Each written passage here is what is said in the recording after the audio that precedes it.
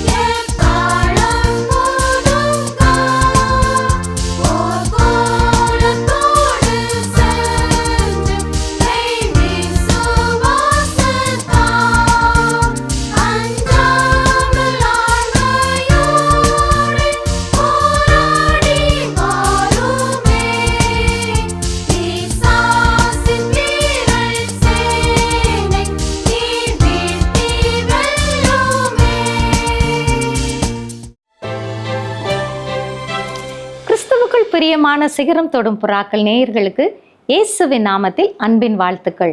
இந்த நிகழ்ச்சி உங்கள் ஒவ்வொருவருக்கும் அதிக பயனுள்ளதாக இருக்கும் என்று கிறிஸ்துவுக்குள் நம்புகிறோம். இந்த நாளில் கற்பலகையை குறித்து ஒரு சில உண்மை தகவல்களை அறிந்து கொள்ள இருக்கிறோம். மெசபத்தோமியா, விசேஷமாக ஆபிரகாமின் சொந்த ஊரான ஊர் என்ற பகுதியில்தான் முதல் எல்லாவற்றையும் எழுதி வைக்கும் பழக்கம் துவங்கியது. சுமேரியர்கள் களிமண் பலகைகளில் எழுதி வைத்தனர். அது ஆபிரகாம் காலத்திலேயே உள்ளது. அவர்கள் பகுதியில் கற்கள் பற்றாக்குறை இருந்ததால் பிற்காலங்களில் கற்களை இறக்குமதி செய்து எழுத பயன்படுத்தினர். கிமு 3500 ஆண்டுகளுக்கு முன் உள்ள கிஸ் கல்வெட்டுகளே உலகில் மிக பழமையான கற்பலகைகளாகும்.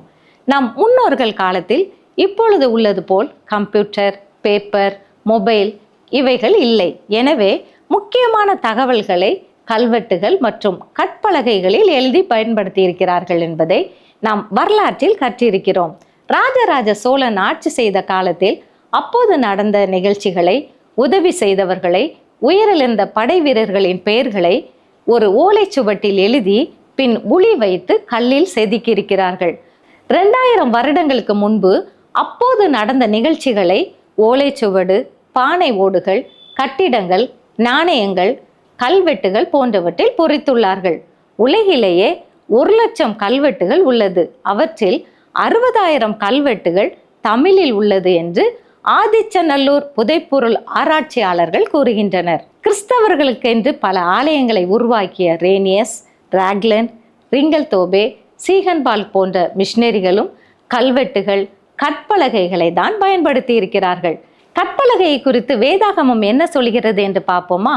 கற்பலகை என்பது இஸ்ரவேல் மக்களுக்கு உடனான கடவுளின் உடன்படிக்கை மற்றும் தெய்வீகத்தின் அடையாளமாகும்.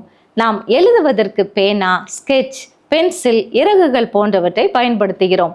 ஆனால் யாத்ராகமம் 31:18 நாம் வாசிக்கிறது போல, சீனாய் மலையில் அவர் மோசையோடே பேசி முடிந்த பின் தேவனுடைய விரலினால் எழுதப்பட்ட கற்பலகைகளாகிய சாட்சியின் 2 பலகைகளை அவனிடத்தில் கொடுத்தார். இஸ்ரவேல் ஜனங்களுக்கு தேவன் கொடுத்த 10 கற்பனைகளின் கற்பலகை தேவனே அவருடைய சொந்த விரலினால் எழுதி கொடுத்தார் என்றால் என்ன ஒரு மாபெரும் அன்பு பார்த்தீங்களா! 1500 ஆண்டு பழமையான 10 கட்டளைகள் எழுதப்பட்ட கல் இஸ்ரேல் தேசத்தில் 1913ஆம் ஆண்டு கண்டுபிடிக்கப்பட்டுள்ளது. தொலைபேசி, அலைபேசி வருவதற்கு முன் ஒருவருக்கொருவர் கடிதம் மூலம் தகவல்களை பகிர்ந்து கொள்வோம். திருமணமாகி நாம் தூர இடத்தில் வசிக்கும் போது நம்முடைய பெற்றோரிடமிருந்து வரும் கடிதம் எவ்வளவு முக்கியமானதாக இருக்கும். அந்த கடிதத்தை எத்தனை முறை திரும்ப திரும்ப படித்திருப்போம். அதே போல நம் பரம தகப்பன் நமக்கு தந்த மாபெரும் விலை மதிக்க முடியாத உன்னதமான கடிதம் தான் 10 கற்பனைகளை எழுதிய கற்பலகை. வேதாகமத்தில் கற்பலகை என்ற வார்த்தை 17 முறை வருகிறது. மோசே 40 நாட்கள் இரவும் பகலும் காத்திருந்து பெற்றுக்கொண்டான். ஆனால் வேத புத்தகம் நம்ம ஒவ்வொருவருடைய கையிலும் இலவசமாக கொடுக்கப்பட்டுள்ளது. அப்படிப்பட்ட தேவனுடைய வார்த்தைகளுக்கு நாம் எவ்வளவு முக்கியத்துவம் கொடுக்கிறோம் என்று நம்மை நாமே ஆராய்ந்து பார்ப்போம். உபாகமம் 10ஆம் அதிகாரம் 1ஆம் வசனம் சொல்லுகிறது, அக்காலத்திலே கர்த்தர் என்னை நோக்கி, நீ முந்தினவைகளுக்கு ஒத்த 2 கற்பலகைகளை வெட்டி கொண்டு மலையின் மேல் ஏறி என்னிடத்தில் வா என்று வாசிக்கிறோம். ஆபகுக் 2:2 அப்பொழுது கர்த்தர் எனக்கு பிரதியுத்தரமாக, நீ தரிசனத்தை எழுதி அதை கடந்தோடுகிறவன் வாசிக்கும்படி பலகைகளிலே தீர்க்கமாக வரை என்று கூறப்பட்டுள்ளது. கற்பலகை தேவனுக்கும் நமக்கும் இடையிலான ஆவிக்குரிய உடன்படிக்கையை வெளிப்படுத்துகிறது என்பதை உபாகமம் 4:13 வாசிக்கிறோம். கற்பலகை கடவுளின் பரிசுத்தத்தையும் நீதியையும் அடிக்கோடிட்டு காட்டுகிறது.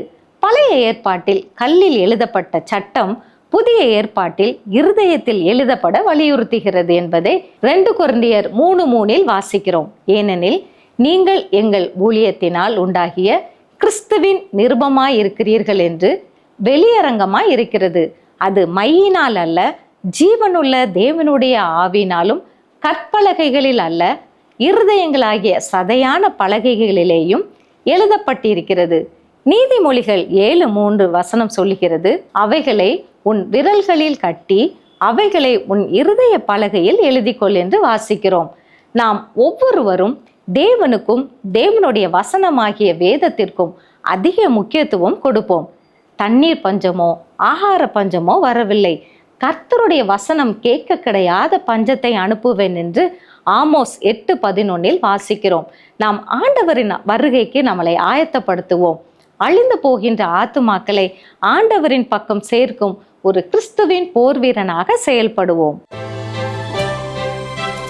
சிகரம் தொடும் புறாக்கள் நேயர்களுக்கு வணக்கம். நம்ம இந்த வாழுற காலகட்டத்தில் நிறைய டிசீசஸ் வருது. அதுக்கு ப்ரொடெக்ஷன், வேக்சின். ஸோ அதோட அவேர்னஸ்க்காக நான் வந்திருக்கேன். I'm paediatrician doctor Shareefa, working in Zion hospital, Ambattur, Kallikuppam. So vaccine எதுக்காக நம்ம கொடுக்குறோன்னா, நிறைய நோய்கள் வருகிறது, அதை ப்ரிவென்ட் பண்ணுறதுக்காகவும் அதால் உண்டாகிற காம்ப்ளிகேஷனை தடுப்பதற்காகவும் நம்ம வேக்சின்ஸ் போடுறோம், தடுப்பூசிகள். வேர்ல்ட் ஹெல்த் ஆர்கனைசேஷன் ஈச் கண்ட்ரிக்குமே ஒரு ப்ரோட்டோகால் கொடுத்துருக்கு. ஸோ அதை ஈச் கண்ட்ரி அவங்க இது ஃபாலோ பண்ணுறாங்க. நமக்குமே national immunisation programme that is followed in government sector. So we have a proper schedule. அந்த ஷெட்யூல் படி நம்மளும் அதை போட்டுட்ருக்கோம். ஸோ பிறந்த குழந்தையிலேருந்தே age category less than 5 years they have less immunity. அவங்க எதிர்ப்பு சக்தியும் கம்மியாக இருக்கும். அதே மாதிரி உங்களுக்கு நோய்கள் வந்துச்சுன்னா டெத் வர போகிறதுக்குள்ள சிவியர் காம்ப்ளிகேஷன்ஸும் வருது. So less than 5 years mortality rate or death rate குறைக்கிறதுக்காக நம்ம வேக்சின்ஸ்லாம் கரெக்டாக அந்த டைமில் போட்டோம்னா நம்ம குழந்தைங்கள ஸ்ட்ராங் ஜெனரேஷன்ஸாக நம்ம உருவாக்கலாம். ஸோ பிறந்த குழந்தைங்களுக்கு பிஃபோர் டிஸ்சார்ஜ், ஹாஸ்பிட்டல் டிஸ்சார்ஜ் ஆகிறதுக்கு முன்னாடி தடுப்பூசியும் போடுறோம். That is BCG, tuberculosis prevent பண்ணுறதுக்காக தோலூசி போடுறோம். That is universal side. And then oral polio கொடுப்பாங்க. அண்ட் ஹெப்படைட்டிஸ் பி வந்து இது மஞ்சக்காமால பி தடுப்பதற்காக. அண்ட் 1.5, 2.5, 3.5 மாதத்தில் டிபிடி முத்தடுப்பு ஊசி, அதோடு சேர்ந்து pneumococcal vaccine and rotavirus vaccine, இது மூணுமே அந்த 1, 2, 3 மாதத்துல கொடுக்குறோம். இதனால நிறைய காம்ப்ளிகேஷன்ஸை பிள்ளைங்களுக்கு பாதுகாக்கிறோம். அண்ட் ரோட்டா வைரஸ் அது வந்து 6 மாதத்துக்கு முன்னாடி 3 doses கொடுக்கறது பெட்டர். ஏன்னா அவங்களுக்கு டைரியா வந்துச்சுன்னா they will go for severe dehydration போச்சுன்னா they very common டெத் ரொம்ப ஃபாஸ்ட்டாக அவங்களுக்கு வருது. ஸோ இந்த ரோட்டா வைரஸ் போடுறது நல்லது. அண்ட் நியூமோகாக்கல் வேக்சின், அது வந்து கண்டிப்பாகவே மூளைக்காய்ச்சல் அண்ட் நிமோனியா இந்த மாதிரி டிசீசஸ், அது டெட்லி இல்னஸ் வராமல் இருக்கிறதுக்கு அதையும் கொடுக்குறோம். 6 மாதம் 7 மாதம் ஆகும்போது ஃப்ளூ ஷாட் கொடுக்குறோம். ஃப்ளூ H1N1 வைரஸ்னால வருது, அதையுமே நம்ம அதை ஃபாலோ பண்ணுறோம். அப்புறம் 9 மாதம் முடிஞ்சு 10ஆம் மாதம் ஆகும்போது MMR vaccine, it is caused by virus, அதுவுமே நம்ம ஷெட்யூலில் ஃபாலோ பண்ணுறோம். அண்ட் ஃபர்ஸ்ட் பர்த்டே முடிச்ச உடனே hepatitis A vaccine, that is மஞ்சக்காமல் A, இதையும் இந்த வைரஸ் ரொம்ப சிவியராக வரும், ஸோ அதுக்காக கொடுக்குறோம். அண்ட் 15 months ஆகும்போது நம்ம chickenpox virus vaccine and MMR again second shot booster dose கொடுக்குறோம், ப்ளஸ் PCV அது பூஸ்டர் டோஸ் நம்ம கொடுக்குறோம். அண்ட் 1.5 வயசு ஆகும்போது முத்தடுப்பூசி DPT பூஸ்டர் டோஸ் கண்டிப்பாக கொடுக்குறோம். அண்ட் தென் 5 years ஆகும்போது தடுப்பூசி DTP அதுவும் 5 வயசுல கொடுக்குறோம், to prevent children from infection and death. And then adolescents vaccines நம்ம இப்போ ஃபாலோ பண்ணோம், but many parents are not aware of it. So அந்த அவேர்னஸ்க்காக நான் அது கொஞ்சம் கான்சன்ட்ரேட் பண்ணலான்னு இருக்கேன். 10 yearsலையும் நம்ம பூஸ்டர் டோஸ் கொடுக்குறோம். அதோடு சேர்த்து 9 to 14 yearsல cervical cancer vaccine, that is கர்ப்பப்பை வாய் நோய் வராமல் இருக்கிறதுக்கு அதுக்குள்ள வேக்சின், ப்ளஸ் பிரெஸ்ட் கேன்சர்லாம் ப்ரிவென்ட் பண்ணுது. 9 to 14 2 doses, and then more than 14 years to 45 years போடலாம், அவங்களுக்கு வந்து 3 doses போடலாம். ஸோ பேரண்ட்ஸ்க்கு என்னோட சின்ன வேண்டுகோள், ஏதாவது தடுப்பூசி போடாமல் இருந்தீங்கன்னா உங்கள் பிள்ளைகளுக்கு பக்கத்தில் டாக்டர் அணுகி நீங்கள் அந்த தடுப்பூசியில் போடுறது நன்று. ஜெபிக்கலாம். எங்கள் அன்பின் பரலோக பிதாவே, அப்பா, நாங்கள் சிறிதாக ஒரு டிப் கொடுத்து பேரண்ட்ஸ்க்கு அந்த அவேர்னஸை கிரியேட் பண்ணியிருக்கிறோம். சப்பா, நீர் சிறு பிள்ளைகளை நேசிக்கிற தேவன், உண்மை துதிக்கிறோம் கத்தாவே. நீர் அவர்களை பாதுகாத்து அவர்களை நல்ல ஸ்ட்ராங் ஜெனரேஷனாக வளர்த்து கிருபை செய்யுங்க சப்பா. உடைய கரத்திலே தாழ்த்தி தருகிறோம். இயேசு கிறிஸ்துவின் மூலம் ஜெபத்தேட்டுக்களும் பிதாவே, ஆமேன். பிரியமானவர்களே, ஆண்டவர் இயேசுவின் நாமத்தில் அன்பின் வாழ்த்துக்கள். சிகரம் தொடும் புறாக்கள் என்ற பெண்களுக்கான பிரத்யேக நிகழ்ச்சி மூலம் உங்களை சந்திப்பதில் மிகுந்த மகிழ்ச்சி அடைகிறேன். இந்த நாளிலே நாம் சிந்திக்கும்படி தெரிந்து கொள்ளப்பட்ட தலைப்பு தேவ சித்தம், வில் ஆஃப் காட். இதற்கு ஆதாரமாக லூக்கா 11:2 வாசிப்போம். அதற்கு அவர், நீங்கள் ஜெபம் பண்ணும்போது பரமண்டலங்களில் இருக்கிற எங்கள் பிதாவே, உம்முடைய நாமம் பரிசுத்தப்படுவதாக, உம்முடைய ராஜ்யம் வருவதாக, உம்முடைய சித்தம் பரமண்டலத்திலே செய்யப்படுகிறது போல பூமியிலையும் செய்யப்படுவதாக. இந்த வசனத்தில் பார்க்கும் பொழுது பிதாவின் சித்தம் பரலோகத்தில் எப்பொழுதும் செய்யப்பட்டு கொண்டே இருக்கிறது. அதனால்தான் உம்முடைய சித்தம் பரமண்டலத்திலே செய்யப்படுவது போல என்ற பதம் பயன்படுத்தப்பட்டிருக்கிறது. பிதாவின் சித்தம் என்பது அவர் அண்ட சராசரங்களிலும் தான் எதனை செய்ய வேண்டும் என்று விரும்புகிறாரோ அவை அனைத்தும் அடங்கும். அவர் விரும்புவது எல்லாம் நடக்க வேண்டும் என்று கர்த்தர் திட்டமிட்டு செயல்படுகிறார். அதுல ஒரு ஸ்பெஷாலிட்டி என்னன்னா, அவர் விரும்புவதை பரலோகம் செய்து கொண்டே இருக்கிறது. ஆனா மனிதர்களாகிய நாம் செய்கிறோமா? சிந்தித்து பார்த்தா நிறைய நேரம் இல்லை என்ற பதில் வரும். இதற்கு என்ன காரணம்? நமக்கு பல நேரம் பிதாவின் சித்தம் புரியல, அது என்ன என்று சரியான புரிந்து கொள்ளுதல் இல்லை. இந்த சித்தம் என்ற பதத்திற்கு கிரேக்க மொழியில் தெல்மா என்ற பதம் பயன்படுத்தப்பட்டிருக்கிறது.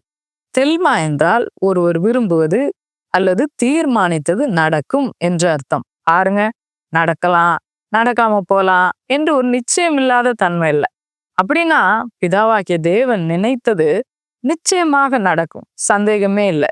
இன்னைக்கு நிறைய பேர் கேட்குற கேள்வி, கடவுள் நல்லவர் தானே, அப்புறம் ஏன் நிறைய வியாதி, ஏன் சண்டை, ஏன் எதிர்பாராத விபத்துக்கள், கடவுள் நினைச்சா இதையெல்லாம் தடுத்திருக்கலாம் இல்லையா என்று பலர் கேள்வி கேட்பது உண்டு.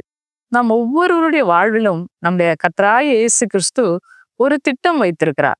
ஆனால் அதற்காக நம்மள அவர் ஒரு ரோபம் மாதிரி, புரோகிராம் பண்ண ஒரு பொம்மை மாதிரி நம்மளை செய்ய மாட்டாருங்க. பிதாவின் சித்தத்தை தெரிந்தெடுக்கும் தீர்மானத்தை கர்த்தர் நமக்கு ஒரு ஃப்ரீ வில்லாக கொடுத்திருக்கிறார். சரி, நம்முடைய கர்த்தராகிய இயேசு கிறிஸ்துவினுடைய சித்தம் எப்படிப்பட்டது தெரியுமா? ரோமர் 12:2 சொல்கிறது, நீங்கள் இந்த பிரபஞ்சத்திற்கு ஒத்த வேஷம் தெரியாமல் தேவனுடைய நன்மையும் பிரியமும் பரிபூர்ணமுமான சித்தம் இன்னதென்று பகுத்தறியத்தக்கதாக உங்கள் மனம் புதிதாகிறதுனாலே மறுரூபமாகுங்கள். பாருங்க, அவருடைய சித்தம் என்ன என்பதை பார்த்தீங்கன்னா நன்மையானது, பிரியமானது, பரிபூர்ணமானது. ஆங்கில வேதாகமும் இவ்வாறு பிதாவின் சித்தத்தை வர்ணிக்கிறது. Good, pleasing, perfect will. ஆண்டவருடைய வில் பழுதற்றது, குறைவில்லாததுன்னு பார்க்கிறோம். அப்ப பழுதற்ற, குறைவில்லாத அந்த சித்தத்தை நம்ம எப்படி பார்க்கணும்? எபேசியர் 5:17 சொல்லுகிறது, ஆகையால் நீங்கள் மதியற்றவர்களாயிராமல் கர்த்தருடைய சித்தம் இன்னதென்று உணர்ந்து கொள்ளுங்கள். நம்முடைய கர்த்தராகிய இயேசு கிறிஸ்துவினுடைய சித்தம் என்னன்றத முதலாவது நம்ம உணர்ந்து கொள்ள வேண்டியது அவசியமா இருக்கிறது. இன்னைக்கு எது பிதாவுடைய சித்தம் என்று நம்ம பார்க்க இருக்கிறோம். முதலாவது பார்த்தீங்கன்னா, எல்லா மனுஷரும் ரட்சிக்கப்பட வேண்டும். Salvation is for all. 1 தீமோத்தேயு 2:4 சொல்லுது, எல்லா மனுஷரும் ரட்சிக்கப்படவும் சத்தியத்தை அறிகிற அறிவை அடையவும் அவர் சித்தமுள்ளவராய் இருக்கிறார். பாருங்க, இந்த உலகத்துல பிறந்த எல்லாரும் ரட்சிக்கப்பட வேண்டும் என்பது பிதாவுடைய சித்தம். இதற்காகவே தன் சொந்த குமாரனாகிய இயேசு கிறிஸ்துவை இந்த பூமிக்கு அனுப்பினார். ஒரு சொகுசான வாழ்க்கை வாழ அனுப்பல, ஆடுகளின் பாத்திரமா அனுப்பினாரு. கருவிலே அவர் உருவான நாளிலிருந்து அந்த பாடு ஆரம்பிச்சிச்சுங்க. ஆனா அவர் பிதாவுடைய சித்தத்துக்கு தன்னை முழுமையாய் ஒப்பு கொடுத்தாருன்னு பாக்குறோம். எல்லாத்தையும் அவருடைய பிதாவின் சித்தத்தின்படி அவர் செய்யறத பாக்குறோம். கெத்செமனே தோட்டத்துல கூட ஜெபிக்கும் போது அவருக்கு நல்லா தெரியுது, எவ்வளவு பெரிய பாடு வழியா அவர் கடந்து வர போறோன்றது அவருக்கு நல்லா தெரியுது. ஆனா அதுல கூட உங்க சித்தமாக கடவுது என்று சொல்லி ஒப்பு கொடுக்கறத நம்ம பாக்குறோம். இந்த உலகத்துல பிறந்த யாரும் இதுவரை செய்திராத ஒரு மகா பெரிய தியாகத்தை கர்த்தராகிய இயேசு கிறிஸ்து செய்து முடித்தார். நீங்க கெத்செமனே தோட்டத்துல அவர் சொன்னதை வாசிக்கலாம். லூக்கா 22:42 பாத்தீங்கன்னா, பிதாவே உமக்கு சித்தமானால் இந்த பாத்திரம் என்னை விட்டு நீங்கும்படி செய்யும், ஆயினும் என்னுடைய சித்தத்தின்படி அல்ல, உம்முடைய சித்தத்தின்படியே ஆக கடவுது என்று ஜெபம் பண்ணினார். அப்ப பாருங்களேன், ஜீசஸ்க்கு என்ன நடக்க போகின்றது அவருக்கு நல்லா தெரியும். எப்படிப்பட்ட பாடு வழியா அவர் போறாருன்றத அவர் முழுமையா உணர்ந்திருந்தாரு. இதே லூக்கா 22:44 வாசிக்கும் போது அவர் மிகவும் வியாகுலப்பட்டு அதிக ஊக்கத்தோட ஜெபம் பண்ணினார். அவருடைய வேர்வை இரத்தத்தின் பெருந்துளிகளாய் தரையிலே விழுந்தது அப்படின்னு சொல்லி எழுதப்பட்டிருக்குது. அவருடைய ஆகனி அவ்வளவு அதிகம். அவருடைய ஸ்வெட் போஸ் வழியா அவருடைய ரத்தம் விழுந்துச்சான். அந்த அளவுக்கு ஒரு ரட்சிப்பு என்பதை அவர் செய்து முடிக்க போராடினார் என்று பார்க்கிறோம். ரட்சிப்பு என்பது ஈஸி இல்லைங்க. பரிகாரம் செய்ய நம்மளால எதுவுமே முடியாது. ஏன்னா நம்ம யாருமே அதுக்கு தகுதி உள்ளவங்க கிடையாது. நம்ம ஃப்ரெண்ட்ஸுக்காக, குடும்பத்திற்காக இந்த உலகத்துல உயிர் தியாகம் செய்யலாம். ஆனா பாவத்தின் விளைவான ஜட்ஜ்மெண்ட்டை நம்மளால தடுக்கவே முடியாது. நரகத்திற்கு போறத தடுக்க முடியாது. என்னையும் காப்பாற்ற முடியாது, மற்றவங்களையும் காப்பாற்ற முடியாது. எல்லாரையும் காப்பாற்றக்கூடிய அந்த பயங்கரமான ஜட்ஜ்மெண்ட்ல இருந்து விடுவிக்கக்கூடிய ஒரே ஒரு நபர் யாருன்னா கர்த்தராகிய இயேசு கிறிஸ்து மாத்திரமே. 2வது பாத்தீங்கன்னா, எது பிதாவின் சித்தம்? விசுவாசத்தோடு வேண்டுதல் செய்வது தேவ சித்தம். Praying with faith to him is his will. Mark 1:40-42 வரைக்கும் ஒரு சம்பவம் கொடுக்கப்பட்டிருக்கிறது. அங்கே ஒரு குஷ்டரோகி இயேசு கிறிஸ்துவிடத்துல வேண்டிக் கொள்கிறத நம்ம பார்க்க முடியும். மார்க்கு 1:40 பாத்தீங்கன்னா, அப்பொழுது குஷ்டரோகி ஒருவன் அவரிடத்தில் அவர் முன்பாக முழங்கால் படியிட்டு, உமக்கு சித்தமானால் என்னை சுத்தமாக்க உம்மால் ஆகும் என்று வேண்டிக் கொண்டான். பாருங்க, சித்தமானால் சுத்தமாக்க உம்மால் ஆகும். உங்க திருவுள சித்தத்துல நான் குஷ்டரோகம் நீங்கி சுத்தமாக வேண்டும் என்று இருந்ததானால் நடக்கட்டும் என்று அவன் சொல்றான். இயேசுவை அவன் நன்றாக புரிந்து வைத்திருந்தான் பாருங்க. ஏன்னா அவர் மனதுருக்கமுள்ள தெய்வம் என்பதை கேள்விப்பட்ட அவன் விசுவாசித்து விண்ணப்பித்தான். மார்க்கு 1:41-42 பாத்தீங்கன்னா, இயேசு மனதுருகி கையை நீட்டி அவனை தொட்டு, எனக்கு சித்தம் உண்டு, சுத்தமாகு என்றார். இப்படி அவர் சொன்ன உடனே குஷ்டரோகம் அவனை விட்டு நீங்கிற்று, அவன் சுத்தமானான் என்று பார்க்கிறோம். நம்மளும் விசுவாசத்தோட விண்ணப்பிக்கும் பொழுது கர்த்தர் நமக்காக பெரிய காரியங்களை செய்வார்.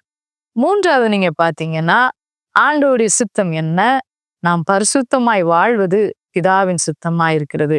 Living a holy life is the will of God. ஹோலினஸ்ன்றது பிதாவுடைய ஒரு ரிஃப்ளெக்ஷன், ஆண்டவருடைய ஒரு தன்மை. அதை நம்ம மறந்து போயிடக்கூடாது. எப்ப நம்ம பரிசுத்தமா வாழ்றோமோ அன்றைக்குதான் நான் பிதாவோடு நெருங்கி ஜீவிக்கிறேன் என்று அர்த்தம். ரோமர் 12:1-2 நம்ம பார்த்தோம்னா, அப்படி இருக்க சகோதரரே, நீங்கள் உங்கள் சரீரங்களை பரிசுத்தமும் தேவனுக்கு பிரியமுமான ஜீவ பலியாக ஒப்பு கொடுக்க வேண்டும் என்று தேவனுடைய இரக்கங்களை முன்னிட்டு உங்களை வேண்டிக் கொள்கிறேன். இதுவே நீங்கள் செய்யத்தக்க புத்தியுள்ள ஆராதனை.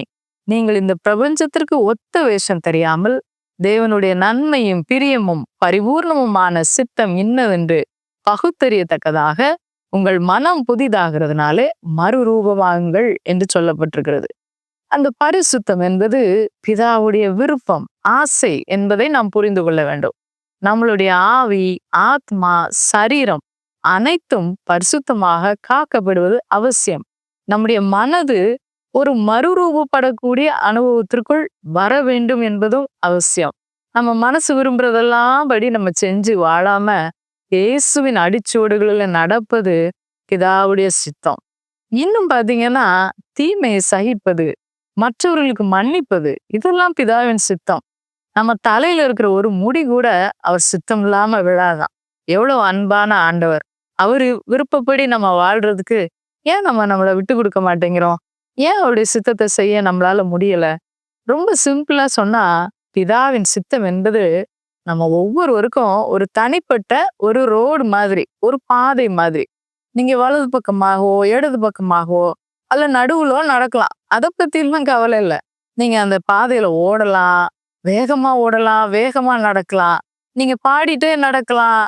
நீங்க அதெல்லாம் பத்தி ஆண்டவர் கவலைப்படல. ஆனா நீங்க எப்பவும் உங்களுக்கு ஒரு ரோடு கொடுத்துருக்கிறாரு இல்லையா, அந்த ரோட்ல நீங்க போயிட்டே இருக்கணும். அந்த ரோட்டை விட்டு நீங்க என்ன செஞ்சிடக்கூடாது, மாறிடக்கூடாது. அவருடைய சித்தத்தின் நடு மையத்துல நீங்க இருக்கணும். அதுதான் அவருடைய விருப்பம். நீங்க இருப்பீங்களா? நாம் ஜெபம் பண்ணுவோமா?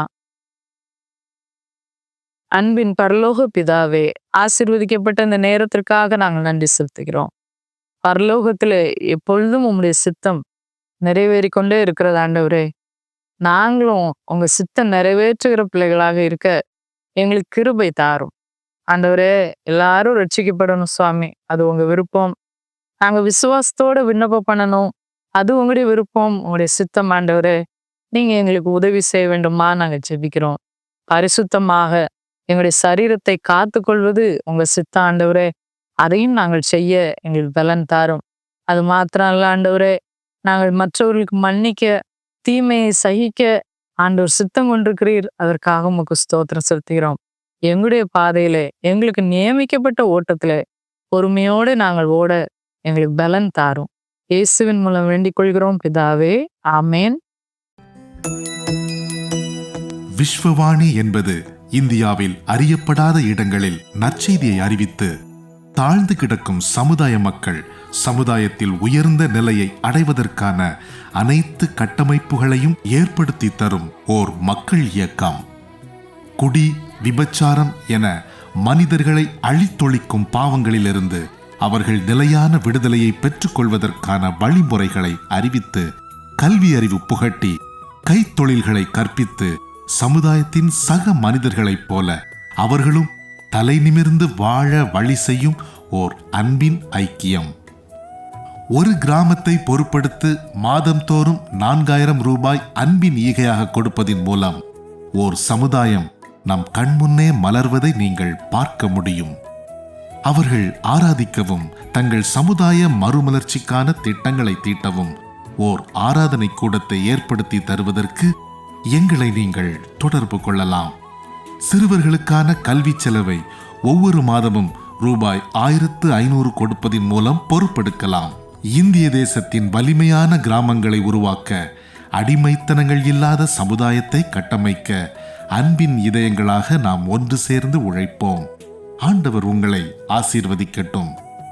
கூடுதல் தகவல்களுக்கும் அன்பின் தொடர்புகளுக்கும் நீங்கள் தொடர்பு கொள்ள வேண்டிய தொலைபேசி எண்கள் திரையில் காண்பிக்கப்படுகின்றன. உங்கள் அன்பின் ஈகைகளை ஆன்லைன் பரிவர்த்தனை மூலம் செலுத்த வங்கி கணக்கு எண்களும் கீழே தரப்படுகின்றன. பிரத்யேகமாக தரப்பட்டிருக்கும் QR கோடையும் நீங்கள் ஸ்கேன் பண்ணிக் கொள்ளலாம். உங்கள் ஜெபங்களாலும் ஈகைகளாலும் இந்தியாவை ஆசீர்வதிக்கும் உங்களை ஆண்டவர் அளவில்லாமல் ஆசீர்வதிப்பாராக. இந்த நிகழ்ச்சி உங்களுக்கு ஆசீர்வாதமாக இருந்திருக்கும் என்று விசுவாசிக்கின்றோம். நீங்கள் பெற்ற ஆசீர்வாதங்களையும் ஜெப தேவைகளையும் எங்களோடு பகிர்ந்து கொள்ளுங்கள். வாட்ஸ்அப் மூலமாகவும் தொடர்பு கொள்ளலாம். உங்கள் உறவினர்களுக்கும் நண்பர்களுக்கும் அறிமுகம் செய்ய மறவாதிருங்கள். ஆண்டவர் உங்களை ஆசீர்வதிப்பாராக.